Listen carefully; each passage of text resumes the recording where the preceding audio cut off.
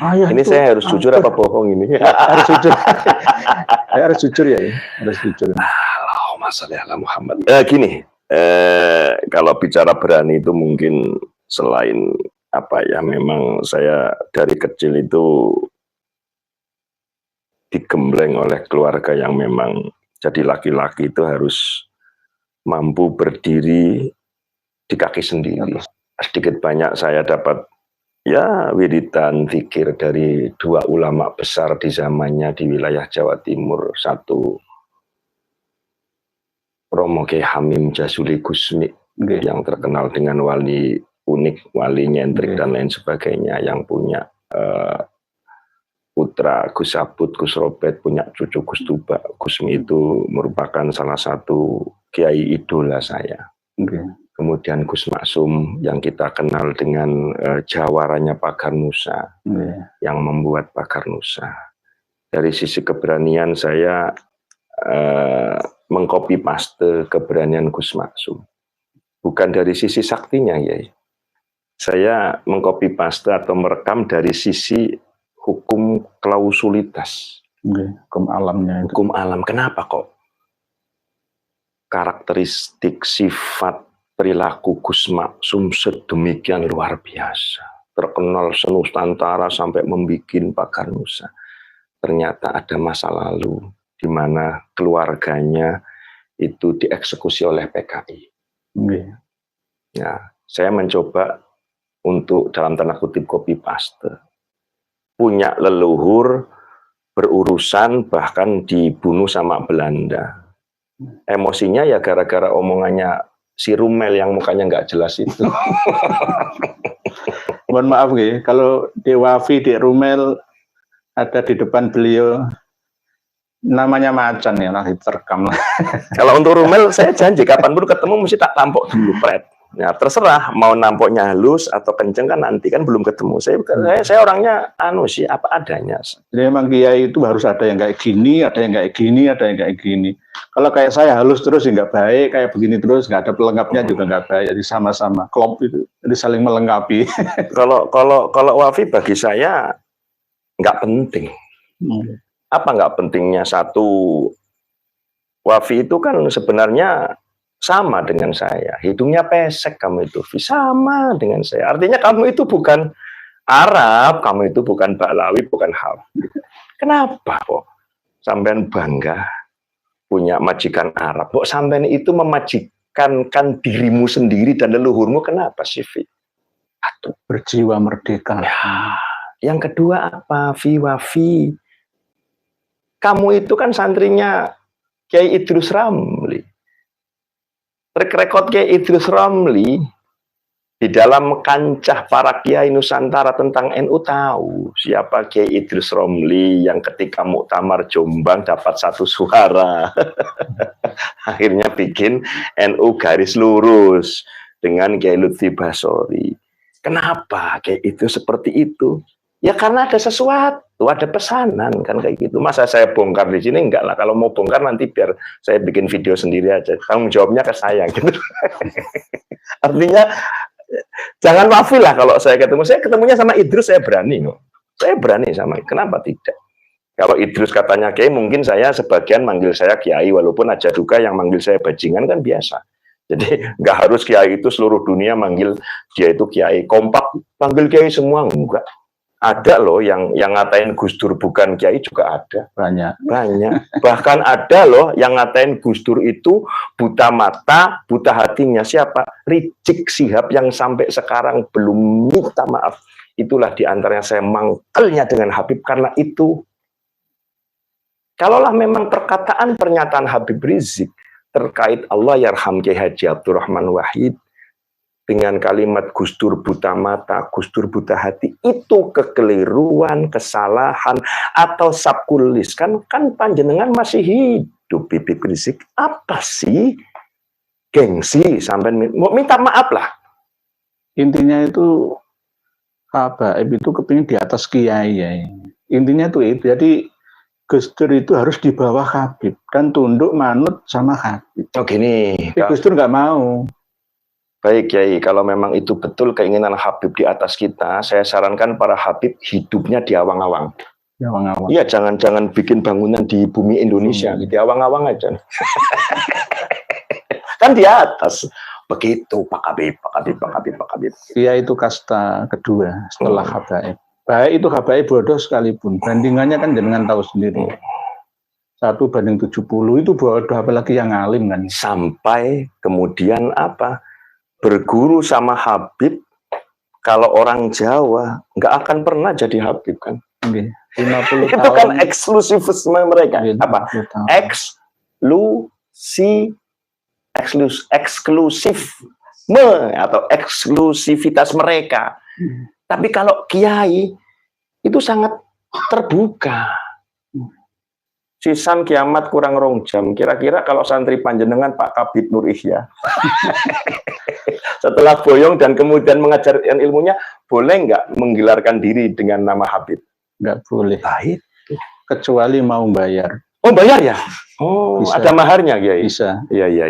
Aku pernah dengar itu dulu, aku ditawarin, katanya kalau marga asekap harganya sekian. Sama seperti gelar perguruan tinggi itu.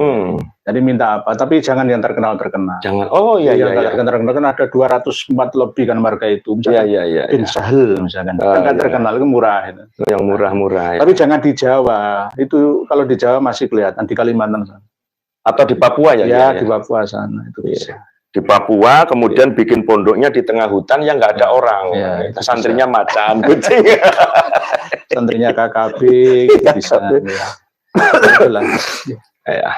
Ya ini yang diperjuangkan ya oleh PWI dan LS. Bukan iri, dengki.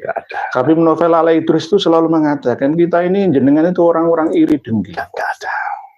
Gila hormat, gila nasab, demi nasib. Kiai-kiai kurang kerjaan, malah dibalik faktanya ya. Jadi dibalik, di framing. Setelah Wali Songo itu ingkirot, Iba Alawikan kurang berhasil, minta bantuan santri-santri, kiai-kiai yang tidak seide dengan kami, akhirnya ya melawan kami, adu domba ini, sama seperti Belanda dulu, mengadu domba antara sesama anak bangsa. Mereka tertawa, kita bertengkar dengan sesama. Nah, ini yang tidak dipikir ya oleh kawan-kawan kita sendiri, gus-gus lah, kiai-kiai sekelas pondok pesantren. Saya bahkan masih punya data kawan kami sendiri yang belai sesama kita sendiri gara-gara fitnahnya Habib Ahmad Al-Aidid bin Habib Ahmad Abdul Al-Aidid Bangka Belitung itu gara-gara lesan. Jadi kalau misalkan sekarang ada habaib ya, hati-hati dengan PKI no depan matamu sendiri. Aidid itu sebuah desa di Hadramaut sana, bukan dari sini. Bergerilya datang, nanti insya Allah saya akan bongkar semua. Ya. Kita akan telusuri silsilah leluhurnya Habib Ahmad Aidid, ketua PKI 55 sampai 65 itu, sampai asal-usul pertama datangnya. Saya punya data semua. Itu Habib gitu loh. Wahai para kiai, wahai warga NU dimanapun panjenengan semua berada, sadarlah 62 anggota Bansur Ansor Celuring ya, termasuk Cemetuk ya, itu diracun mari ngono, setelah kelenger dibuacoi, dimasukkan ke dalam sumur. Itu siapa? Perilakunya siapa? PKI. Kalau bicara PKI, saya ingat dapat informasi dari orang Probolinggo, itu konon katanya ada orang bernama Kerti atau Sukerti itu, kemudian leluhurnya itu deh. Mohon maaf. Sukerti atau Kerti itu. Saya nggak berani menyampaikan, nggak mentolol. Iya, jadi infonya ada orang bernama Sukerti atau Kerti dari Probolinggo itu, menurut masyarakat yang hidup di zaman itu, dan saya mendapatkan info dan infonya valid, itu dia afiliasinya PKI. Dan dia katanya punya cucu atau buyut yang sekarang ini lagi terkenal, katanya kan seperti itu. Setelah ketemu Habib Rizik, mungkin ya itu tadi, saya itu heran ya, kalau ada orang ketemu Habib Rizik, ketemu Habib Umar bin Hafid itu langsung dibalik ini akal sehatnya. Langsung bisa kebalik ya, heran saya. Jadi ada energi hipnoterapi ya, gendamnya itu kelas tinggi. Jadi suara, gerakan tubuh, bahasa tubuh, semua itu sangat mempengaruhi kejiwaan seseorang. Apalagi sekelas Dewafi ya, masih labil seperti itu. Wah, klik gampang. Berkaitan wanita-wanita Habib yang disebut dengan Syarifah itu haram dinikahin oleh yang di luar Baklawi. Kiai pun nggak boleh. Iya, nggak boleh. Ini kiai-kiai itu mesti harus tegas, mengeluarkan fatwanya, mengeluarkan ilmunya, bahwa hal yang seperti ini itu bukan cara berpikir umat Islam. Jadi nggak ada wanita yang kemudian lebih ningrat dinikahin dengan laki-laki yang dianggap tidak sekufu, kemudian menjadi batal pernikahannya, dihukumi zina. Nggak diterima tobatnya. Nggak diterima tobatnya, harus mengembalikan keperawanannya, minta maaf kepada Habib seluruh dunia. Cara wong Tegal iki fatwa gatel ngene iki. Pegel aku sih. Wah, kesik gilingan gatel aku kancuk anjene. Riyen jenengan waktu ceramah teng panggung ngenten nggih. Nggih. Gatel ngenten nggih.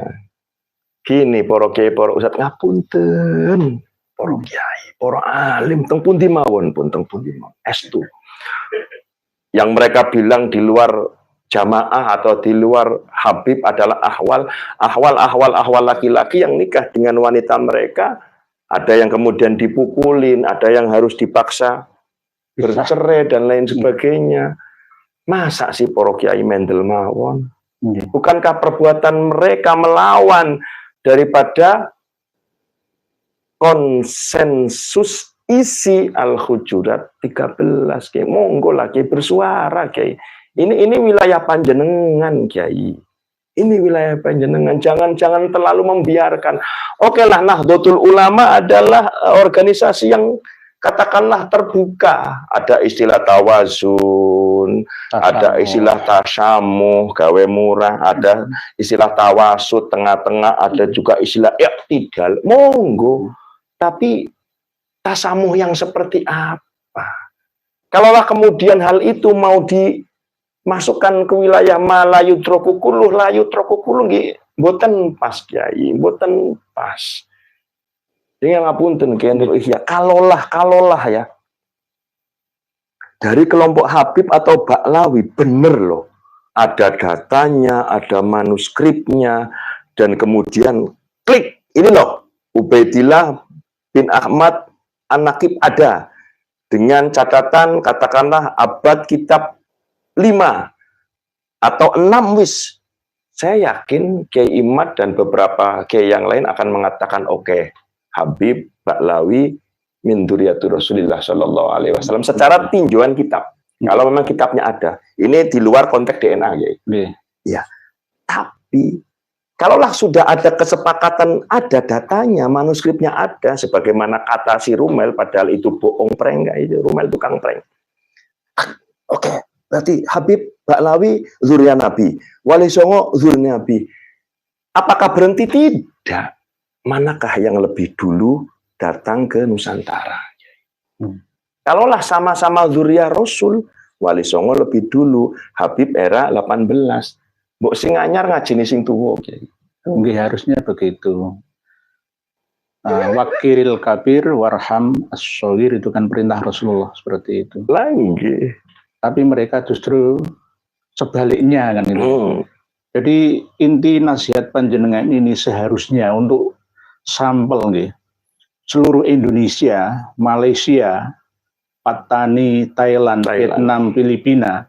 Contoh satu, pengasuh pondok pesantren Lirboyo. Romo Kiai Haji Abdullah Kafabihi, Makhrus Ali. Itu kan menikah dengan Syarifah dari Cirebon. Harusnya Habib Raihan Al-Gadri yang mengatakan, Kiai, bahasa tambah apa? Kiai Kiai yang menikahi Sarip adalah kiai titik-titik dengan teruskan sendiri. Ada video audionya ada. Ada buktinya, tidak hanya Habib Raihan Al-Ghadri tapi Habib-Habib yang lain. Kiai yang menikahi Sarip adalah kiai titik-titik. Sangat kotor. Hurufnya 3 kan? Nggih. Berarti yang kena itu Romo Kiai Abdullah Kafabihi. Ya berarti Kiai Kafabi itu kiai titik-titik. Itu yang saya bela, Kiai Abdullah Kafabi, jangan menikahkan putri panjenengan ning jenengan mendapatkan suami-suami dari Habib Ba'alawi. Jenengan sudah diposisikan seperti itu kok malah ini kurang waspada. Kurang waspada. Kurang waspada. Nanti akan jadi apa? Lirboyo yang saya cintai ini, begitu. Ya. Jadi jangan anggap kami ini suul adab dengan Kiai Sepuh. Justru saya itu malah lebih hormat dengan beliau. Jenengan dikatakan kayak begitu saya membela panjenengan. Jenengan terlalu baik, terlalu lugu, terlalu husnudzon. Akhirnya yang terjadi di belakang nanti generasi akan semakin lemah. Sama seperti diamnya Kiai selama ratusan tahun ini, akhirnya sejarah semua dirubah. Baru kelihatan sekarang, oh 28 leluhur Jogja dan Solo sudah diba'alawikan. Makam Mbah Sunan Bonang dikelilingi oleh 85 makam Ba'alawi dan dari Yaman sana sudah terbukti di mana-mana. Terus kita diam, Kiai diam, wah berarti Kiai bukan Kiai pejuang, ini Kiai penikmat perjuangan namanya. Kiai pecundang namanya. Bahasa kasarnya seperti itu. Jadi ayo bangkit bersama. Orang alim seperti Habib Lutfi tidak. Kalaulah kemudian, nah itu si Syarifuddin kan dulu adalah mukibinnya. Ya kalau memang mukibin salahnya di mana? Itu kan dulu. Nah itu kan santrinya. Ya kalau memang saya pernah nyantri salahnya di mana? Tapi kan saya mukibin dan santri yang sudah bertobat. Emang masalah kalau udah bertobat? Woi. Tapi kalau sudah sadar dan bertobat, apakah saya benci sama Bapak Habib Lutfi? Tidak ada dalam kamus saya benci dengan siapapun. Tidak benci orangnya, tapi perilaku kebohongannya, kesombongannya, ya. Itu yang harus kita ingatkan. Wong imam saja itu sebagai makmum di belakang itu kalau salah ya wajib kita ingatkan kayaknya. Tak kasih informasi ilmu Habib Lutfi yang ke saya, termasuk sebagian ilmu ronsen kuburan, sebagian tapi ilmu mukasyafah. Ya. Ilmu mukasyafah ada, ilmu muka sampah ada. Sandiwara nih. Dari siapa? Ya dari siapa saja gitu. Yang saya takutkan kan itu loh ya. Beliau itu sano sudah sepuh, meninggalkan dosa jariah, merubah sejarah itu wah. Bener-bener itu waduh, bagi saya itu hidup untuk apa ya? Kadang tak pikir wolak itu kok masih saja. Mboten usah sampean pikir Kiai wong kula sing pernah dadi santrine ora tau mikiri beliau. Karena apa beliau nggak pernah mikirin saya. Dengan tetangga dekatnya. Iya, wong aku 15 tahun sama beliau nggak pernah datang sekalipun ke rumah saya. Aduh, jujur sorry. Wali Pentakon, wahai Wali Pentakon. Di kisaran tahun 2017 atau 18. Panjenengan kan pernah datang nah, ke tempat itu, saya nggak perlu nyebutin namanya lah. Itu kemudian panjenengan dipukulin loh, ditolong oleh Cina loh, diselamatkan loh. Tahun berapa ya itu? 2018. Oh baru ya? Baru ya? Apa tuduhannya? Wanita. Sumbernya A1, lawyer, pengacara sumbernya gitu. Itu Wali Pentakon. Siapa sih Wali Pentakon? Orang mengatakan ABCD ya silakan. Wali Pentakon versi saya adalah ya versi saya. Hati-hati wahai Wali Pentakon, sudahi kalimatmu yang jelek-jelek dengan beberapa kiai, beberapa ulama pribumi, ulama Nusantara. Tolong jaga lisanmu, jaga adabmu, tolong. Termasuk taubat itu ya ini. Sekalian ya, sekalian. Iyalah. Lebih jelas itu ya. Taubat, taubat, taubat, wahai wali Pentagon. Amin, meneng. Ya, jangan banyak bacot wali Pentagon. Kecuali panjenengan kepengen semuanya kami bongkar. Itu aja. Ada datanya ya. Wah, hebat ini. Jadi ini benar-benar dahsyat ini. Sak dunia belum ada penyampaian seperti ini. Apalagi yang mengaku di dalam tubuh aneh mengalir darah Rasulullah. Kok nggak jujur? Sidikmu nengen di si wae ngono iku mendingan diganti di dalam tubuh aneh mengalir darah Pentagon gitu aja. Ini saja semuanya. Masih banyak santri-santrimu, pengikutmu yang masih dijajah dengan kafir. Demikian juga pejabat NU dalam tanda kutip, pengurus NU. Orang bilang NU struktural. Sadar yang menjadi korban persekusi, pendawiran mungkin bukan panjenengan, tetapi yang NU kultural. Mbok lindungi struktural yang melekat pada panjenengan itu fungsinya bukan melindungi ekonomi panjenengan, tetapi melindungi umat. Melindungi umat. Tolong pikirkan ini.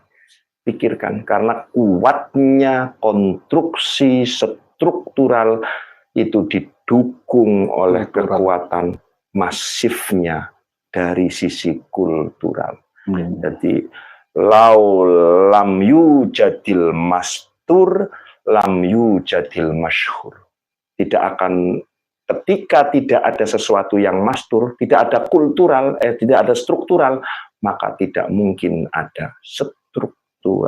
Keberadaan struktural karena ada kultural.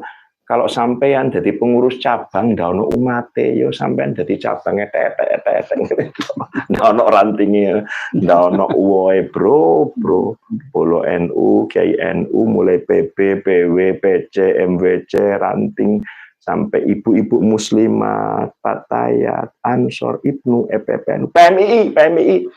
Gunakan intelektualitas Anda. Saya masih mending dituduh Muhammadiyah secara manhaj fikroh, tapi amaliyah saya NU. Tidak apa-apa, saya ridho ikhlas. Ketimbang saya membiarkan sebagai santrinya Mbah Hasim, sebagai orang NU melihat penindasan yang dilakukan oleh Oknum Habib kepada ribuan umat Nahdlatul Ulama di Indonesia. Lepaskan cengkeraman ala kolonialisme yang dilakukan oleh beberapa Habib. Saya nggak nyebut oknum, beberapa Habib. Lepaskan cengkeraman mereka. Tolong bantu kami, sadarkan para Habib. Udah Bib. Waktumu wis entek. Sudah BN. Panjenengan sudah rungkat. Sudah. Wallahul muwaffiq ila aqwamit thoriq. Assalamualaikum warahmatullahi wabarakatuh. Waalaikumsalam.